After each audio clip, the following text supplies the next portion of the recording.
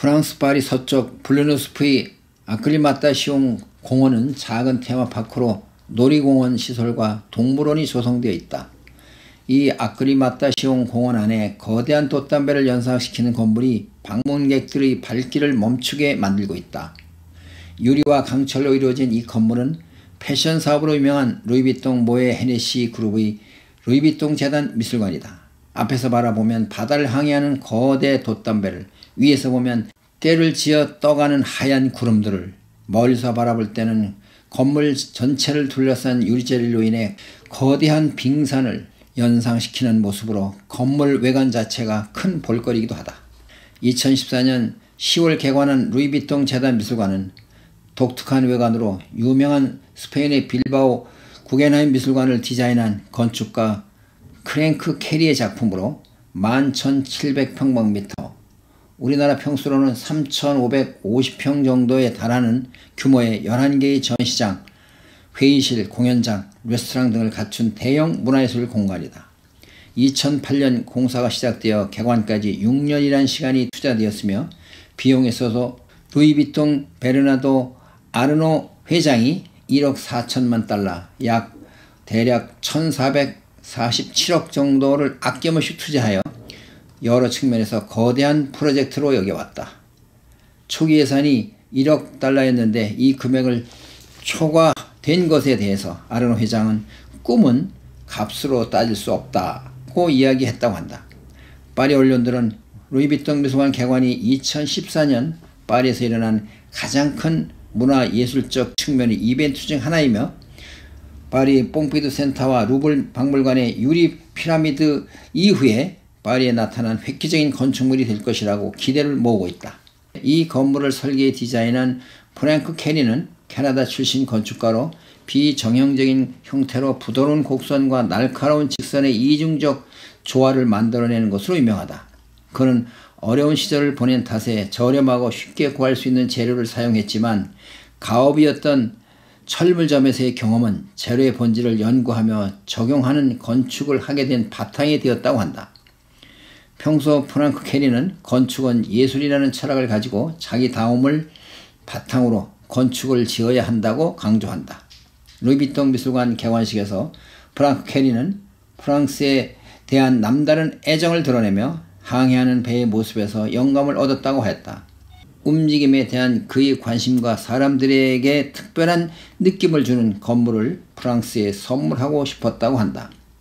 차가움을 주는 재료인 유리는 자연 환경의 변화, 맑은 날에는 한없이 따뜻한 반짝거림으로 사람들과 교감하는데 그 교감과 따뜻한 느낌을 담은 미술관을 만들고자 했다고 한다. 루이비통 미술관은 자연환경, 건물, 사람이 교감하는 하나의 장소일 뿐더러 어린이들이 그저 뛰어노는 놀이터와 같은 역할이라고 하였다.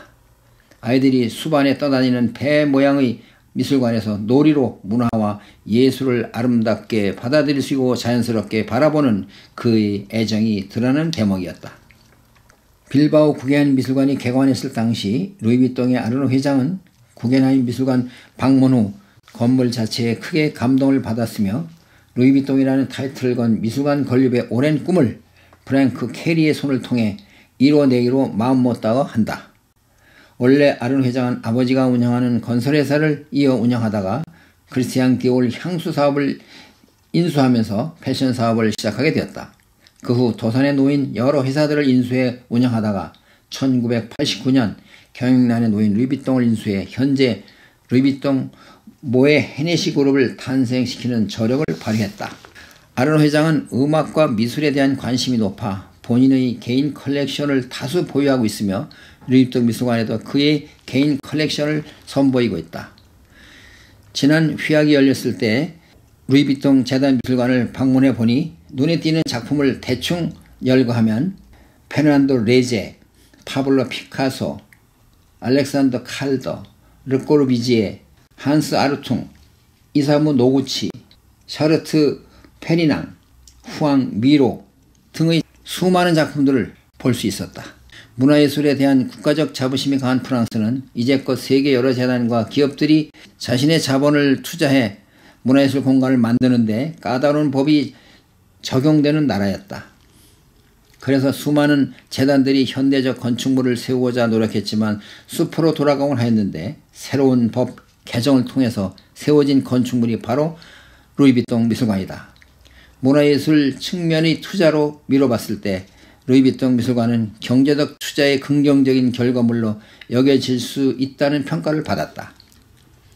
2014년 개관식 행사에는 베르나르 아르노 그룹 회장, 플레르 페르낭 프랑스 문화부 장관, 안느 이달고 파리 시장, 건축가 프랭크 캐리 등 각국 문화예술계 인사 400여 명이 참석하였고 전 프랑스와 올랑드 대통령이 직접 개관을 공식 선언하기도 했다. 또한 세계적 주요 패션 브랜드 펜디, 디올, 로에베, 지방시, 셀렌드 등의 디자이너들이 대거 참석하였다. 개관식 전에는 세계 각지의 500여 명이 넘는 기자들이 모인 가운데 간담회가 열려 파리의 루이비통 미술관이 받고 있는 세계적 관심을 가늠케 하였다. 루이비통 재단 미술관은 모든 형태의 예술적 창작 활동을 지원할 것임을 밝혔으며 미술관에서는 재단 미술관 소장품, 아르노 회장 개인 소장품 등을 전시하는 컬렉션 상설전과 1년에 한두 차례 열리는 기획전, 그리고 재단 미술관 내 강당에서는 콘서트 등이 개최될 것으로 알려 새로운 현대예술 공간으로서의 제 역할을 해낼 것임을 드러냈다. 루이비통 미술관이 세워진 이 부지는 파리시 소유인데 파리시가 루이비통 재단에 55년을 대여한 것이다. 이미 몇 년의 세월이 지나 50년 후에는 이 미술관 자체가 파리시 소유로 넘어가게 된다. 이 거대한 배 모양의 멋진 미술관을 파리시에는 루이비통 재단이 주는 선물이라고 이야기한다. 아직 50년 후의 일이겠지만 이 미술관을 운영해야 하는 운영비에 대한 우려가 벌써부터 나오고 있는 상황이다. 파리시 관계자는 루이비통 재단이 계속해서 미술관을 후원할 수도 있을 것이라는 기대를 살짝 내비치기도 했다. 여러분들이 파리에 가시게 되면 루이비통 미술관을 반드시 한번 관람해 주시기를 바랍니다. 정말로 멋있는 공간이고 한번 가볼만 합니다.